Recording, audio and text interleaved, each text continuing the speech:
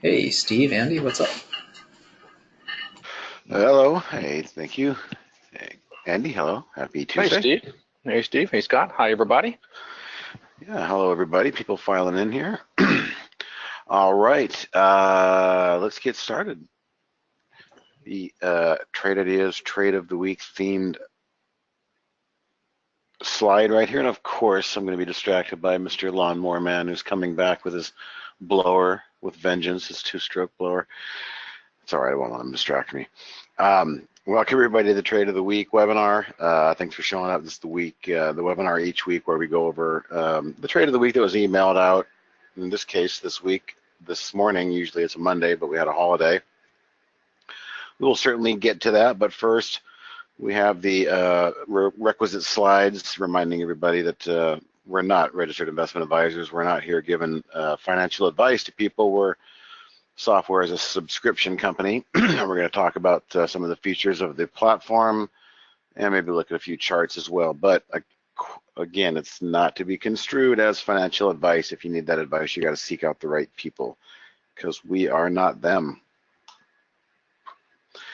Just a reminder of the community that we have here, a free community, especially the live trading room that Barry hosts, bell to bell when the markets are open. A few hundred people in there every market day doing a good job, kind of focused on the right stuff and what the market's given up.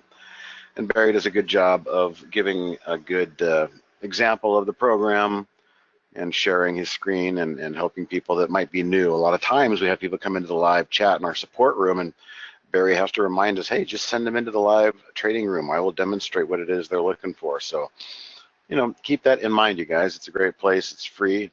A lot of people are charging 80 bucks a month for live rooms such as Barry, but we offer it free. We've got the afternoon webinars on Tuesdays with myself, Wednesdays, Dan, Brad, and Thursdays, Jamie and Andy. Talk about what they saw during the markets on Thursday. Then Friday, we have the 3-hour repeating support sessions for 3 hours on Fridays. Basically, anybody can come in and show up during that 3-hour window and also ask questions, and we'll demonstrate it live over GoToWebinar, just like we're doing right now. So a lot of points of entry to come in and get some help. I haven't even talked about the TI University. I did the 201 class today. We could do these in an evergreen recorded format, but we make ourselves available and go over it live, repeat the content every week. And we're there available for people who have questions or want to follow up on some of that content. So that is also a free class, 4 of them. Starts on Monday, finishes on Thursday, and just repeats every Monday. The Trade Ideas University. So all that out of the way, it's the man and machine combined slide. I like to use this to remind people that what we're using here is a pretty sophisticated piece of technology, whether it's the AI or your own custom scans looking for ideas in the market. And that's the way we're going to be in the future, using technology to bring forth the best curated list of ideas, or in our case, financial market symbols, stocks, setups, and it's still up to us, the human being, to take it from there. So we always like to kind of continue to sharpen our skills on the discretionary human being side, because that's really where the success is going to be found going forward in the future, just leveraging technology with the human. So today's content is pretty much flows like it does normally. We'll take a look at the market recap. I'm going to, oops, I need to turn that off because we're not really in no man's land anymore. We wrote that before the close. We've got some thoughts on that. We'll come back to that. Market recap with some thoughts. Holly recap. Andy has a few thoughts today. The trade of the week did trigger early, very early today. Talk about that, how we found it and what to do with it now. Probably time to do a sector glance. We didn't do that last week. There's been a lot of changes in give and take in the sectors. We'll take a look at the ETFs and maybe try and see which ones show some opportunity or look interesting or look scary for that matter. We set a small handful of alerts last week, and I think only 2 of them triggered. We'll check in with those and maybe set some new ones if we can find some, and if time permits, maybe a chart request or 2 at the end. If somebody wants us to look at a chart symbol, we can do that and give you an opinion. Of course, it's just an opinion, but sometimes it's nice to have a couple other pairs of eyes, take a look at something that you might or might not be seeing. So we'll save that for the end, time permitting. So let's go ahead and grab my drawing tool and put up the S&P. Now, last week we talked about being in no man's land. These two orange lines having significance to the upside that we couldn't get a close above, and to the downside, mirroring this major three-pointed resistance level, then more resistance, congestion, and then last week it bounced. Market bounced and closed above that level, but not today. We're in kind of a danger zone here. So we mentioned that that was our range last week. Well, if that was our range last week, then what happened today? Friday, a nice bounce off, I'm sorry, Thursday, a nice bounce off that range, a nice small range on Friday. And then we kind of gave it back at the close. And the most important thing I always talk about is, where did the closing price occur? Very different from Thursday, very different from this day, where buyers came in to rescue a stick save before the closing bell rang and give us some sort of a bottoming tail, some sort of a cushion. We got none of that today. We're getting a little bit of that after hours, but not much. So therefore, we're not really in no man's land anymore. We are threatening, and I'm sure Andy sees this. I mean, this is rather head and shouldery. I think most people might agree. Head and shoulders meaning is a typical trend reversal. And that point where you no longer continue to have higher lows and higher highs. I mean, matter of fact, we might have just dipped in and taken out that low back here. So the question remains, are we in an uptrend now? I don't think we're in an uptrend anymore. I think we're in a solid sideways pattern, and quite possibly a head and shoulders pattern, which does not really lead to better things. It can lead to more correction. So let's take another look at another couple of things. While here. you're on pattern, Steve, I think Sure. you ought to zoom out a little bit and also take a look at that double top. You know, going back. Right Yeah, there. that's a good point. I mean, is this the world's most definable double top in hindsight history, or was it something that we just talked about? You know, as we got close to it, we knew we were gonna come up and test it. We just didn't know what was going to happen when we tested it. Well, we tested it, and like an airplane stalling out of the sky, the nose went down, and it's looking for some corrective action. We certainly didn't get that today. So we've closed below that line that I identified last week. So we're kind of in the danger zone now, closing on lows. The volume was a bit above normal. We can see a bit of a volume spike here in the last couple of days. But what I was starting to notice is when things want to break down, and trust me guys, we haven't seen a lot of this lately. And that's when like the price action starts pounding on the downside, looking for a crack in the ice. Like when you drop a basketball down the stairs, it kind of just, each bounce frequency is lower and lower. Well, price action will start to do that too in ugly selling markets where the buy the dip doesn't work anymore. That could be kind of what's happening here. When we last spoke, I said we were up here in no man's land because what moving averages were crossed, the price action was intersecting them in those moving averages. But the last 3 days have given us some interesting insights. Big gap down, and then 3 days to bounce up and catch. There's our friend, the momentum line, which is now acting as resistance, whereas back here it was acting as support in a very even, systematic way.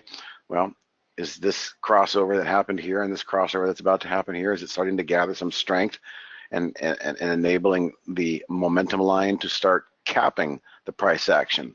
Not letting the price action get above. That's what I'm starting to see. And so in the last 3 days, we've had really, really ugly price action, a gap down to the low end of our trading range, and kind of a reverse horseshoe, an upside down rollover that was pegged and pretty much held in place by this 10-period moving average. That wasn't lost on me. I'm seeing that. So last week, I went from kind of, hey, we're in no man's land, to I'm a little concerned now. I'm a little concerned with what happens forward, because if we can't hold these levels, then without a doubt, the 200 moving average is in play down here for the S&P, and beyond that, maybe some other support levels down here might come in play for the S&P. But this was not what the bulls wanted to see today. A little faint, small bouncing rollover. Pretty much tagged right there at highs. Before I bring Andy in for any more insights, we'll just look around a bit more. Remember the NASDAQ, the Qs have been our upside leader, and they're doing the same thing over there. Big gap down, didn't get much of a velocity in that bounce, dead cat bounce, if you will, and rolling back over. But we didn't take out that low from 3 days ago like we did over here in the SPY. So, I mean, that's the good news. The bad news is it still looks pretty ugly. And once again, there's another example of that 10-period moving average grabbing the price and not letting it close above that moving average. It's been like that for almost 2 weeks now over there in the NASDAQ. So this was our leader on the way up. It was the first one to break through to new highs. Didn't get stopped at double highs like the NASDAQ did. So if this thing starts to get ugly and roll over, your Apples and Facebooks and Amazons and Googles and all that could really accelerate. And of course, same thing applies over here. That 200-day moving average is just itching to probably be tested now. And then below that, we start to look at other levels. So until today, we kept saying higher highs and higher lows. We're in an uptrend, but I think that's kind of being thrown out the window now with this recent price action. Lastly, the IWM, Russell 2000 small cap stocks, has always been the lagger. Couldn't get anywhere close to its all-time highs, and for the last couple of weeks has had a lot of space in between, where the NASDAQ and the S&P didn't, but also showing ugly signs of this 10-period moving average catching a hold of the price and not letting it get back above. So I think we're going to be under some pressure here for the next few days. Where's the boy, in the IWM, it's a complete mess. It's so much of a mess. We're already below the 200-day. Of course, the 10-period is doing the same thing on price action. But before we know it, we're going to have a lot of crossovers in this IWM if things don't change, and we're going to have everything fanned out to the downside, where the downside averages are pushing from the upper candles, keeping the price at bay, and the moving averages fanning out behind them. That could start to get really ugly in terms of downside momentum if things don't change over there in the IWM. All right, anything you want to add, Mr. Andy? Just one thing, if you go back to the spiders, kind of zoom in a little bit. You did one thing I mentioned in my webinar is even on those bounce days, you see a lot of those green bars, how they had a lot of topping wicks in them. Those are not the kind of action you see when the price is typically moving up. Like look over when the market was moving up, you see a lot of bottoming tails and the price action closing on on highs. And yeah, and so you're seeing just the opposite here. As even on green days, you have a lot of topping tails in there, and that's another kind of sign that sellers abound. They're out there and they're taking advantage of price action moving up and selling. So yeah, it's in a very precarious situation right here. Yeah, we didn't hold that triple top. That's the only thing and I think that's the line you were referring to, Steve. That triple resistance level going back to October. Yeah. So we zoom in on that. We held it here. We held it last Thursday. We lost it today. Yep, exactly. Closed below. Pretty ugly. Yeah. Now that doesn't mean possibly we could come back and recover tomorrow, man. And this is I like when we're moving up, and I like to see it break through resistance and trade there for a few days. Same thing on the downside. One day is not going to make a correction, so we'll see if if there can be any follow through for the bears. If not, maybe we're coming back in here next week and talking a different tune. But for right now, yeah, it doesn't look that good. Look at all these days where they did not let the market close on lows. The buyers came in at the end of the day and popped this market back up. But today, complete opposite. We haven't seen that in a while. All right. That's all I got.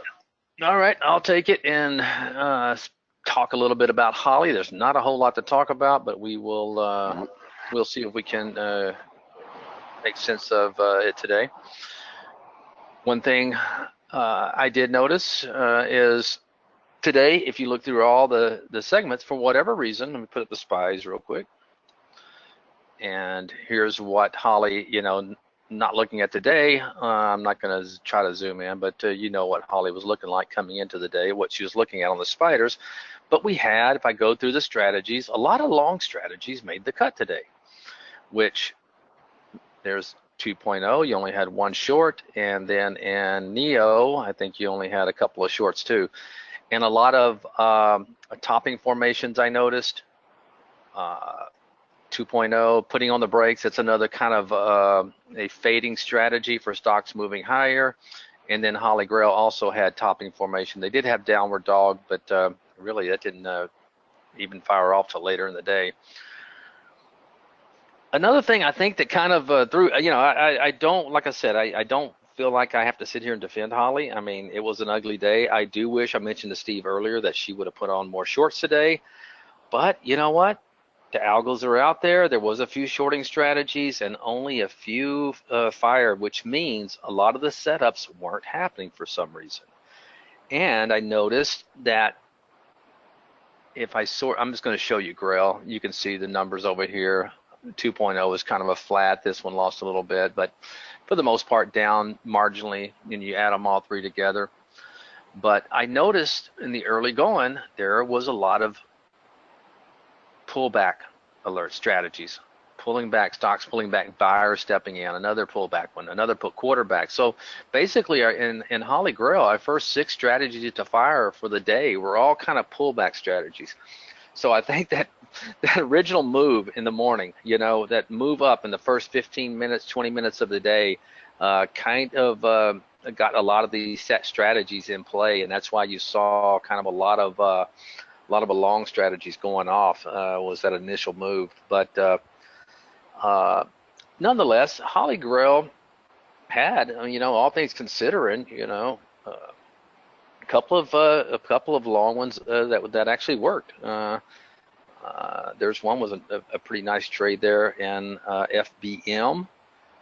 You had another nice little trade here, which is hard to do. It's hard to find long positions that go up in action like this, but there was a few nuggets in there splattered amongst the red, so it wasn't a totally, there's another one, awful day. It's just that I thought I thought there was a little bit too many longs firing off, and I think that upward move of the day kind of got to it.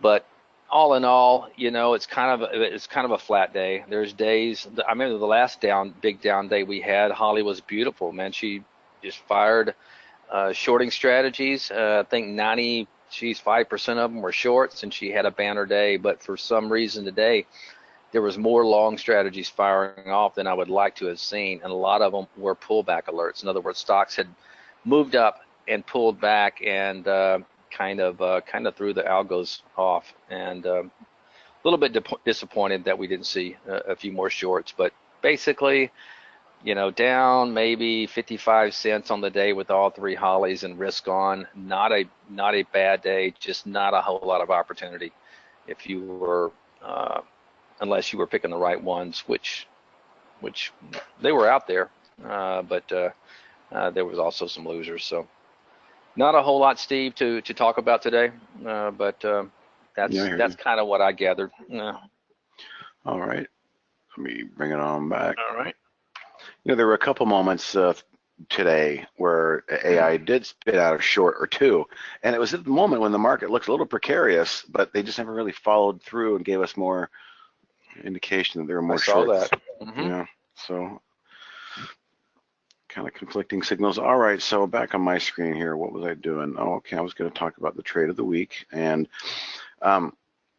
knowing that we were kind of going into, let's go to the spiders. Okay, so that's basically what we had going into the end of the week before today's candle. So the market in general, we always try to focus on the market in general. What type of scan might this market backdrop in general work for us? You know, the week prior worked okay. We had Newmont, which was kind of a defensive play, and it's been creeping higher, which was nice. Newmont was last week's trade of the week, and it's still in the money, grinding higher. So that was not a high flyer that we picked. So the point being is when the market's in kind of a no man's land and maybe creeping even to the lower end of the range, last thing we want to do is pick some high flying stock that's, you know, maybe trying to make a new all-time high.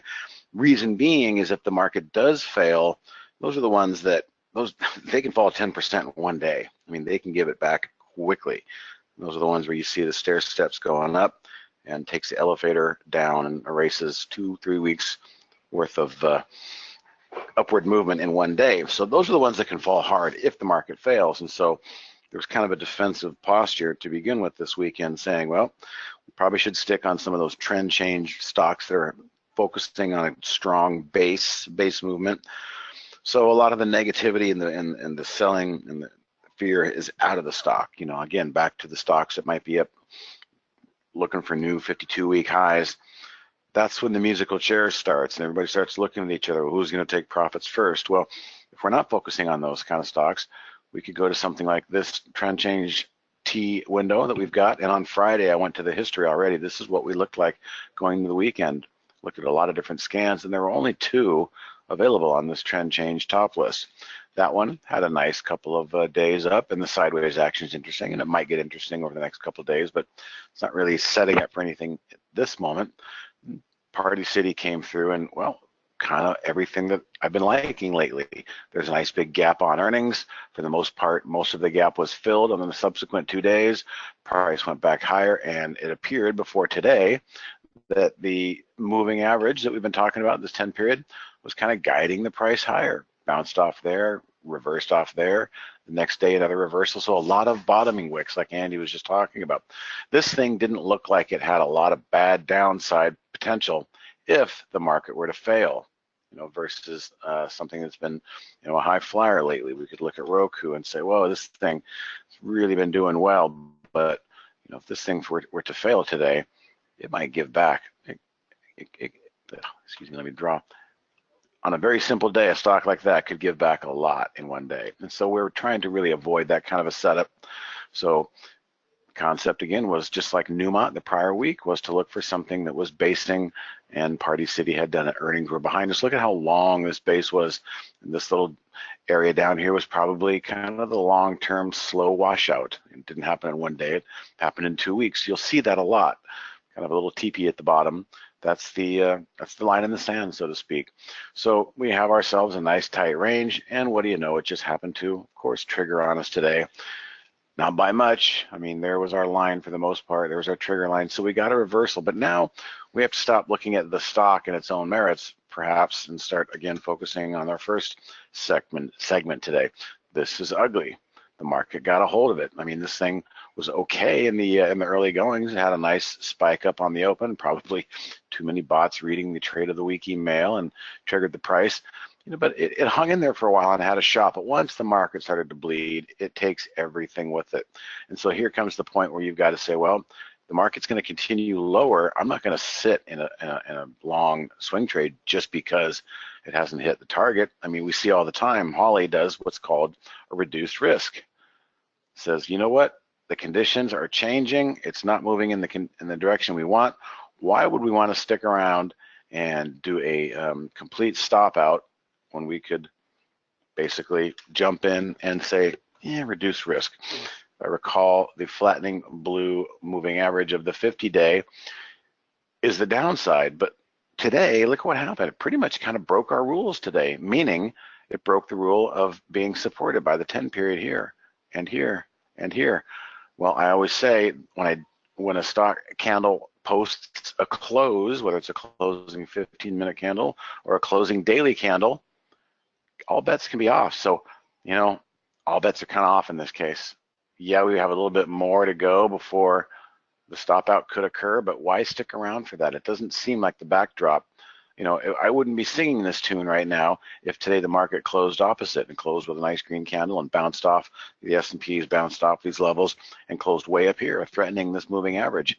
Wouldn't be singing that tune, but now we have a lot of negative momentum going into tomorrow. People who have other jobs are going to come home and look at their charts and get on their iPads and go, oh shit, this doesn't look that good. I got a bad feeling about this. I might start setting some good till cancel stop orders in my long stocks, because again, before you know it, in the blink of an eye, we could be down here tomorrow at this 200 days. So the point is, the trade of the week triggered, but now we're in risk management mode. And the first order of risk management mode is, what is the general backdrop? The general backdrop is rather alarming, rather concerning. If you're sitting in a bunch of longs and you're praying and hoping that we get a bounce, the chances are we might not be getting the bounce you're looking for in the near-term future here, just based on what the footprints in the sand are telling us. So back over to Newmont last week. Sometimes gold mining stock can be defensive in nature. 401ks don't short stocks. 401ks come to the market to buy stocks for people's retirement accounts. So Dan Merkin always likes to say, in that respect, the market's kind of rigged to go up. So that money has to go somewhere, and the fund managers are looking to buy mandate of equities with that money. Well, sometimes gold miners are what they might look at. So my point is, Last week was the trade of the week in Newmont. Well, we're doing okay up here, and even a couple of sideways action, we still could pop up into our target that we talked about last week, even though we're in kind of a defensive nature. But Party City, silly little retail stock that's been under pressure, there's not a whole lot of defensiveness in that particular name. So again, we closed below the moving average that I like to key off of. The trade's kind of broken, and it only took one day to show its hand. A nice little pop up and a reversal, and then a trade below the critical moving average. Not good, not what we want to see. So I wouldn't blame people if they wanted to exit and not stick around for the stop level, which is going to be down in this level for the most part. One thing I liked, Steve, about that is it got nowhere near its low to Friday. Even though the market crashed through Friday's low, this got nowhere near. So there you go, he's showing you. So it tells me, we could see some more sideways action. I understand what Steve's saying, but that to me, as bad as that candle looks, it's relative strength compared to the overall market. So, but that's what we were talking about, kind of leading into it. That's one of the reasons we focused on a stock setup like this, was because it might have that relative strength. It might not take out yesterday's low. Did Roku take out Friday's low? Yeah, it did. So, the stocks that got ahead of themselves a little bit, they're going to give a little bit more back. But when the backdrop's a little dicey and we're not quite sure, stocks that have already had their beatings and are basing and are looking like there's not a lot of threat if, and in this case the if did transpire, the market's not cooperating. So when the market's not cooperating, it didn't sting as bad as it could have in some other types. What's this side? Helium can be bad for the Party City helium burn. Yeah, too much helium going on in there, Mike. Mike's always finding the angle. All right, so that is the trade of the week segment. What do we got coming up here? So let's do this. We didn't do it last week, and we've had some interesting movements. I haven't really looked at these until now, at least during the day I did, but I haven't looked after the close. So we will look together at the sector top list. And sometimes we can find a couple of things that might need to be kept an eye on tomorrow, whether strong or weak. Interestingly enough, the solars, look at that. The solars are holding up nicely.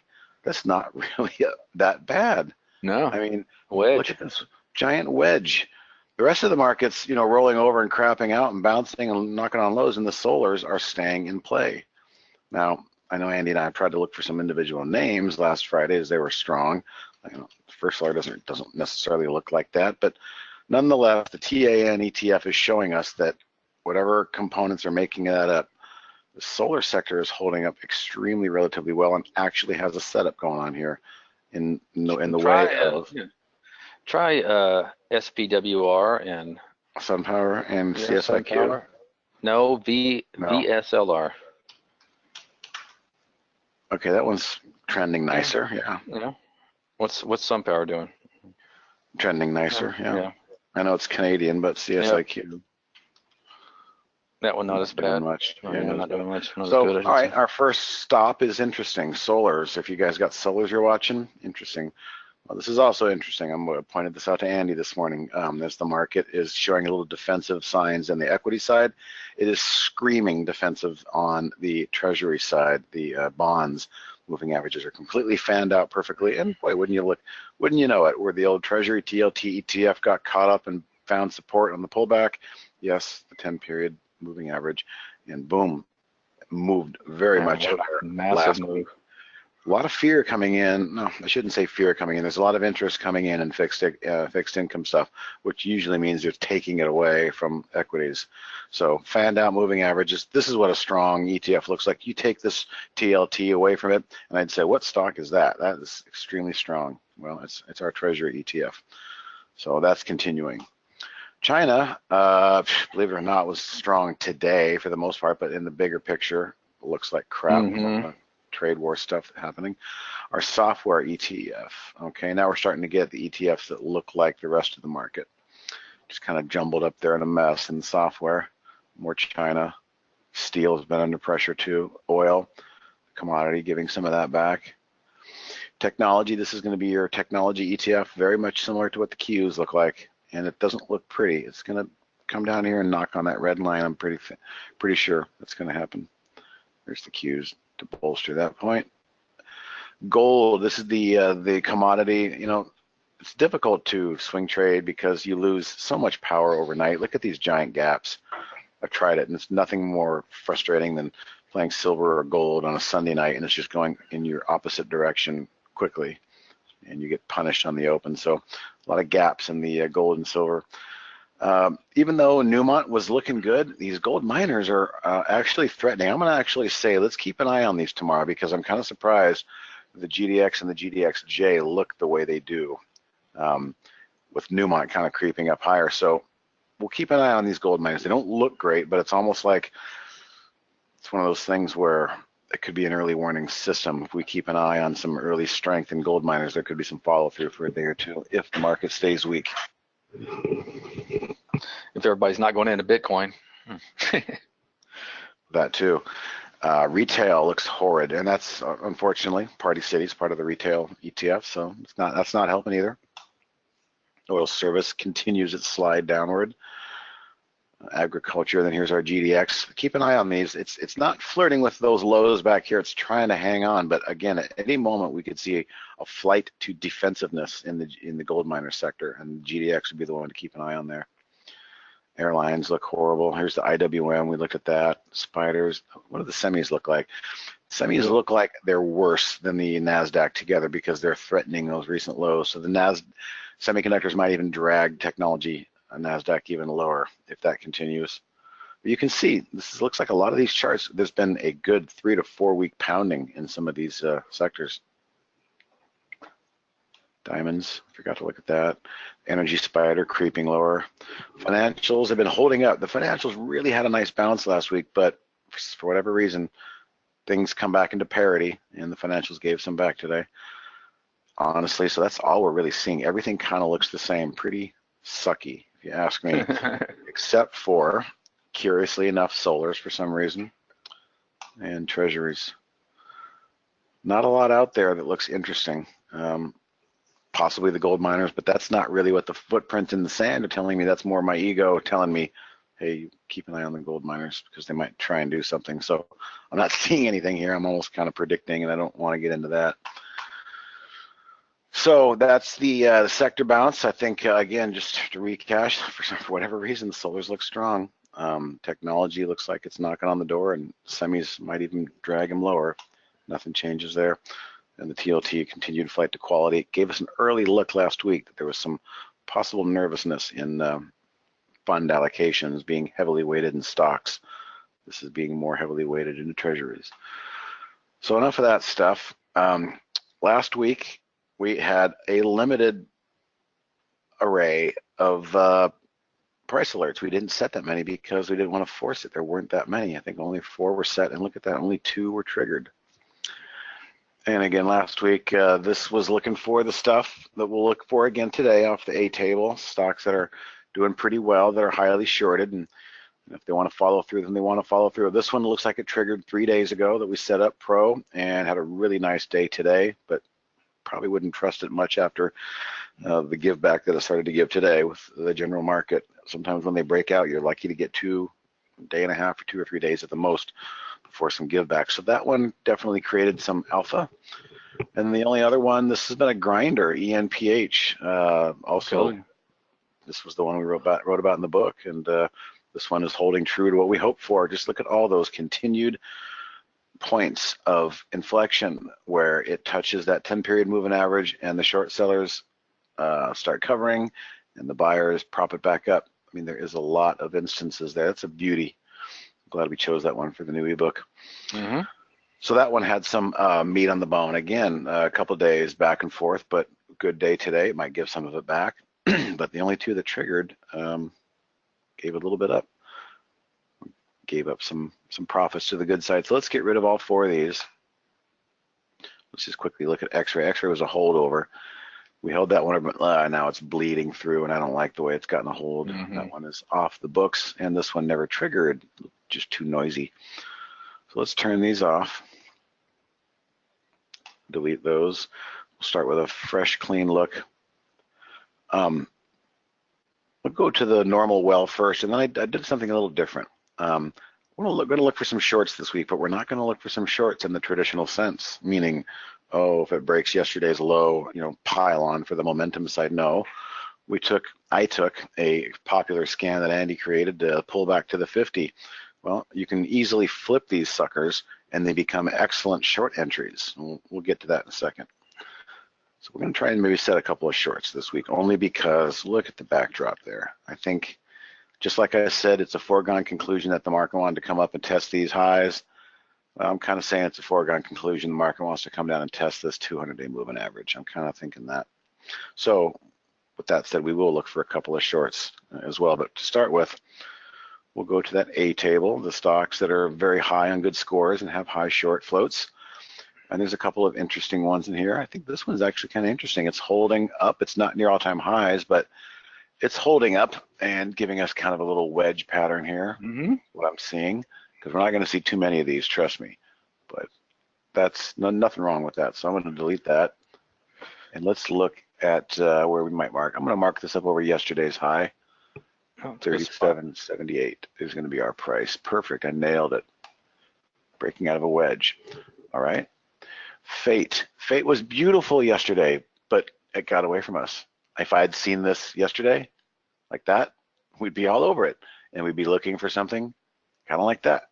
So here's our moving averages. Look at that, all fanned out. Beautiful push back here. Here's your 2 days of move before it goes to chop, but the chop gives us an opportunity to set up for another possible move, except on this one we were a day late. Can't touch that, that'd be a chase. But imprint on that right there, what it looked like yesterday, Friday. There's our buddy EMPH just snaking higher. It's getting a lot of separation between its moving average, which I highlighted a moment ago. So, really, these are the levels where you want to buy, these levels where you're touching the moving average and trust it. You don't want to wait for it to feel safe and then chase it way up there. So there's no setup in AMPH at the moment. Kind of spiky, nothing really I see in that one. Open the pod doors. Had a nice move today, but reversed, gave it back, probably wants to settle back. So nice, but certainly not going to chase all those green bars. Maybe it'll settle back in a couple of days and grab that rising moving average and be a possible entry. Could go either way on this one. It's not really jumping out at me. It made an attempt and then it reversed its attempt today, so I'm going to pass on that one. Hey, was it Eight Skate and Donate? Was that what? Wasn't that the? It was. Yeah. Oh, it gosh. was, but look at we that. were a month early. Horrible downtrend. It sucked it out, sucked all the life out of it, and now it's back. So hey, sometimes these things just a little early. Pro, I think this was one that we had marked up last week or somehow, but this one was on our list. It was a nice tight range and it did break out, but a lot of give back at the close, no entry in sight there. That's the train leaving the station look when you have those big green spikes and they can't get a pullback. It's like they're all looking at each other to see how can I run before anybody sees me. Those are interesting setups, but I don't like to trust them because they're not always going to work. SED. Okay, now we're into something. There's your solar. Yeah. Now we're onto something. So thank you for reminding me, Andy. We already know that solar. We're going to mark this one up. Look at the moving average catching the price and popping it back into play. We're not above. We didn't break above yet, so we have some meat on the bone here. And let's just go back. I'm going to do a head start trade. I'm going to do this candle back here. 55.94 is going to be our number, and we'll even remind ourselves in the notes that this is a solar play. All right. All right, so that is not a bad looking, kind of a cup and handle-ish looking little deal there. And if this thing breaks, maybe we get a day and a half of movement. So we'll take that one as well. Just curious, 14% short float, 91. All right, AYX, looking kind of nothing there. Dr. Coop.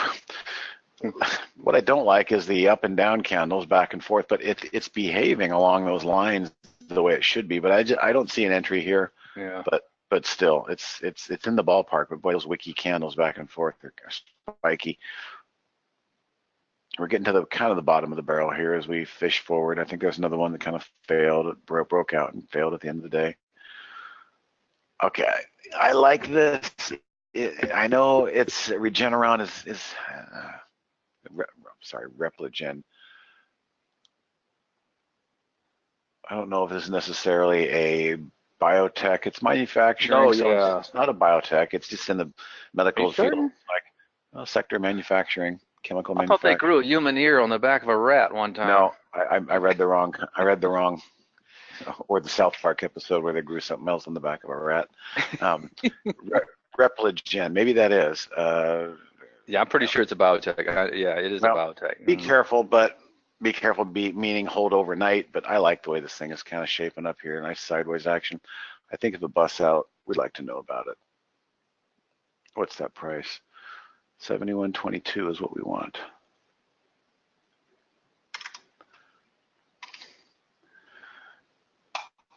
All right, I like the tight range underneath. One of these times that one of these pecking attempts could push through, and then we have a little bit of short float to maybe drive it, but it is a biotech.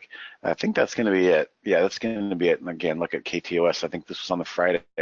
Mike brought this one in. I said, yeah, look at that. It would have been great to see right there and go home with it right there, trusting it, going home right there, because you're going to get that gap up the next day. You're not going to want to chase it, and you're going to be mad as to why I didn't do anything at the close. Don't feel bad about buying these kind of setups at the close, guys, because you look at it like, oh, good solid day, another sideways day, probably came down close enough, tapped that moving average. That's a check box on that. Sometimes the next day on those setups, they really make you reach up and chase them, and you don't want to do that, and so you get left out. So don't feel bad about taking an entry for a swing trade at the close and then looking for something like that. All right, so there's two. I think there was one. I need to go back to live on this during market hours. Nope, there was nothing. I thought there was something in there, but there's not. All right, so those are really the only two that I liked on the upside, and I have looked at a couple other setups. I'm not really seeing much out there, so I'm going to stick with the A-table setups and hope that they can move on their own merit. So what I did now was I took, let's show you the creation of this. Where's the 50? 20 and the 50. Here, no, that's not it. Here we go. No.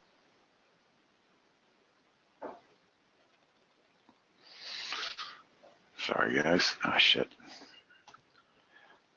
What I want to do is show you why I found this, and I reversed it. I flipped it upside down. God darn it. I always have a hard time finding this one. Bounce off the 20 and bounce off the 50. Where'd you go? You sure it's not called pullback above 50? Yeah, it is. Yeah. Do you see it? Let me see. No, I don't. I think it's going to be up here. Yeah, there it is. Okay, so flipped pullback above. Oh, that's my flipped version. I probably just grabbed it and flipped it. So what this normally does is it looks for stocks in an uptrend. They're pulling back to their 50-day moving average. And so looking at the backdrop and kind of not trying to scare people, but seeing some of the stuff we saw today, not looking that great out there. So these are the kind of setups you kind of want to look for. I'm not going to grab this one in particular. This is the kind of stuff I'm looking for. Why? Because when you want to short this candle down here after 10 days of going down, sometimes there's nowhere left to go but a big bounce up. So on the short side of playing things in the market, you wait for the bounce and the 2 or 3 or 4 days, and then a really nice wicking reversal candle into a key moving average. Those can be really interesting. So we're going to experiment this week and see what happens if we set a few of these and if they trigger. So I'll use Andy's help as we go through a couple here. I haven't settled on any. I'm just going to kind of see if something jumps out. Their only sort is by alphabetized, so there's really no sorting. That looks, but there's going to be a lot of ETFs and a lot of overnight ADRs I don't want to play that might pop in here. I know we can find something good.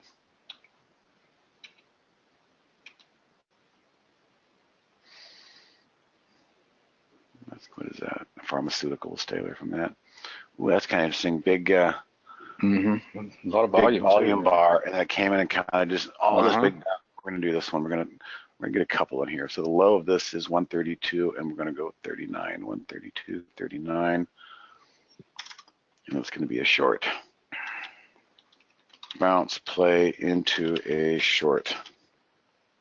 The blue line is right there. All right, let's see if we can find 1 or 2 more that really look interesting.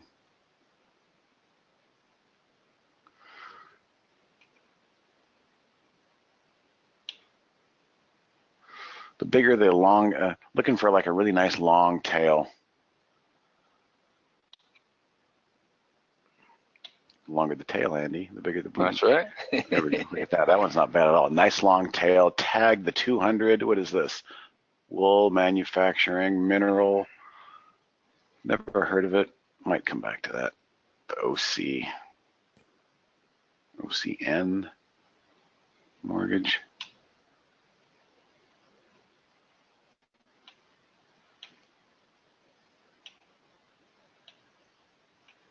That first one you looked at wasn't too bad. The first one at the very, very top of the whole thing. I didn't think that was that bad. Let's go back and take a look. Brewery. A lot of volume. Is it an ADR? I think it's a. It is. It's a. Well. Yeah, I think it is. It's a foreign company. I think it's a Central, South American brewery or something. I don't think those Wicks either. Yeah. We'll go back and mark with the OC. We'll go back and. Yeah. There you maybe go. get a. See how everybody failed down here. They wanted to short this thing. You failed there, failed there, failed there.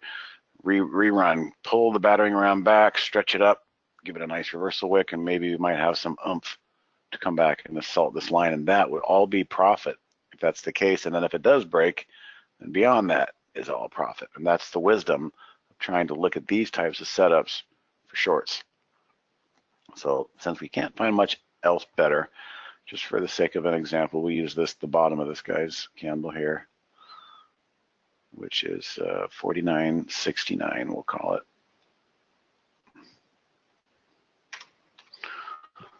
Bounce, fade, short. So again, guys, that's going to be it for the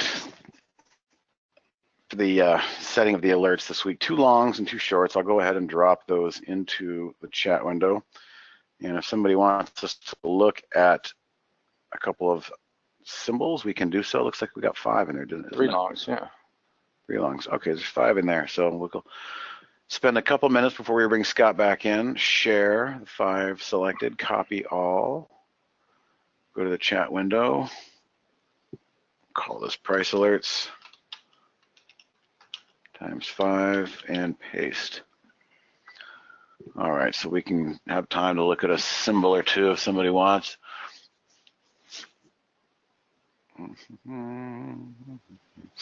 Marguerite has a question. It's okay, so what does a top tail on a green and a red candle mean? Doesn't mean anything to me what the color is, Marguerite.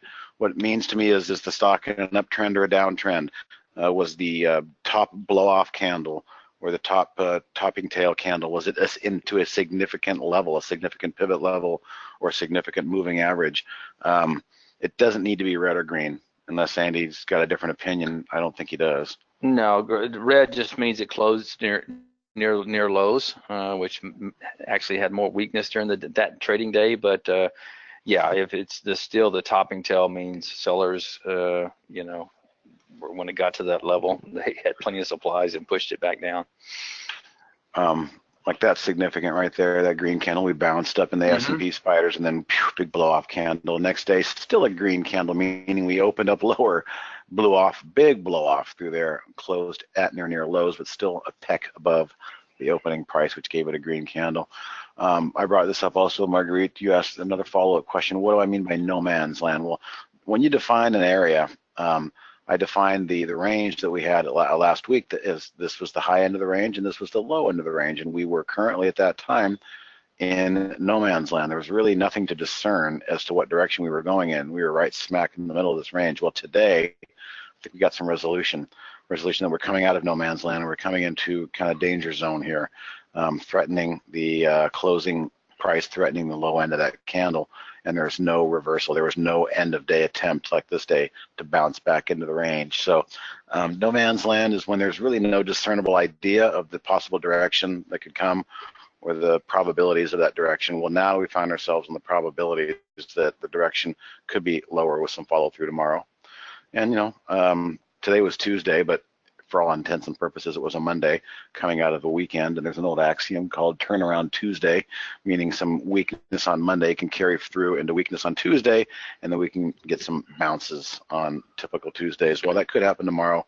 If we have an ugly open, we could find some bouncing support at this level. But we'll see. Washout, Jeff says, can you explain washout? That's exactly what we're talking about on these candles. So like I would call this a washout to the upside on this particular day right here. All that work that was done getting the price up to here was washed out and taken back. Washout on the downside to be a candle like this. But they're more interesting at significant levels. I don't have an example to show today, but a lot of times you might have a candle that, you know, I'll use this orange line as an example, even though we didn't have that today. If we had came down and threatened and went really deep below this orange line and then bounced all the way back up and closed with a long tail, which we didn't do, but if we did, that would have been a washout, more importantly, because when you look at the significance of the chart, that's probably where everybody else and their mother logged in and put their good till canceled stop order. So a washout in that respect means you've cleaned out the weak hands, washed them out, and it can be kind of a reversal. So just because you see a candle like this, you know, to go back to Marguerite's, yeah, this is a nice bottoming candle, but I wouldn't really call it a washout candle because there's no significance in the middle of no man's land. If we had a washout candle today with a long wick and closed back above, well, the significance today was that we washed out all these people who were looking at this area down here as, you know, doomsday, get me out. And if you wash them out in the morning and then close back above in the evening, that would be a washout candle or washout day, in my opinion. All right, so anybody have a stock they want to look at before we hand it over to Scott? A couple of good questions to complete the hour there. It was good questions. Thomas, Marguerite. You're welcome, Christopher. All right, so Mike, we'll do a couple here and then we're going to head out. So GBTC, well, looking like the Bitcoin Invest Trust. Interesting. Interesting. Well, you can see even when Bitcoin gets going and when price action gets going, it didn't happen down here, but right here, that moving average had something to say about the price, and here and a little bit on Friday. Yeah, that's a nice looking chart. I wouldn't do anything with it now. It was definitely kind of like the same chart you showed us on Friday. It was much more interesting here than it is here. So again, you're finding the right setups if you're looking at these kind of charts like you did with that other one, KTOS, and trusting that that daily trend and the moving averages found out is going to push the trend higher. And if you can capitalize on that, then awesome. You've found yourself kind of a method. All right. We'll look at, okay, two people are asking about AMD, so we better do that one. Remember what we talked about, the semiconductors were really ugly today as a whole. Was this earnings? No, they just had good news today, huh? Not a bad looking chart. I mean, it's bucking the bigger trend of semiconductors, and it certainly had a nice push out of there. Gave some back at the close. Hey, and talk about some relative strength today. Closed right where you would expect it to, considering that's where the prior resistance and congestion was. Yeah, new products. That had to be news this morning. Well, new products, says Jim. Okay. 3D Technologies used to be a darling, hasn't been as of late. Look at that. That's about as ugly as it gets. I would not want to be long this. Worse, the only thing worse than gap down is not recovering from the gap down and rolling back over. And what is throwing the price back down? Yeah, except for that day, for the most part, you guessed it. Price action didn't know what to do with itself until the moving average of momentum came down to it and said, no, you're going lower. And it's probably got a bet, it has a date with this $7.95 level down here. Not a good looking chart. Not a fan. And a lot of times when they get down that low, they eventually usually have a date with $5. I just say, you know, it's true. Yeah. I see it all the time. You're in the neighborhood, you might as well start. I saw somebody, Bob, asked for EWZ, Brazil, and then we'll get out of here. This is the Brazil ETF, EWZ. It's not having a bad year. No, it's not. iShares Brazil, sawtooth, bouncy, bounce. Intermediate trend is down. I mean, let's look at the bigger picture. There's not much to look at on the daily here. It's just bouncing back and forth. On the weekly, it's trying to dig in. It's got a lot of work it could do. So I think what you want to see here is on the weekly chart, you're going to want to see at some point a nice break above that and get above that level. All right, well, that's all I got. I'm all talked out for the day, so let's go ahead and bring in Scott, and I'll put the slideshow back up. And anybody else has questions, of course, info@trade-ideas is the best place to send those questions, but Scott will remind you of that. Yeah, that's right. So, while we're on our way out, just keep in mind there's a podcast that comes out pretty much weekly. So to make sure that you can get the newest episode, just subscribe. So search for Trade Ideas Podcast wherever you listen to your podcasts and add us as a subscription. Check out the back issues. Stay tuned for new ones. There's a good new one we released last Friday with an interview between Sean McLaughlin and David Keller. So check that one out. The ebook has been out for a little while. It's really useful. Make sure you get a copy of it by going to trade-ideas.com/ebook. Put in your email address to get the download link and save it to your desktop and reference it, study it.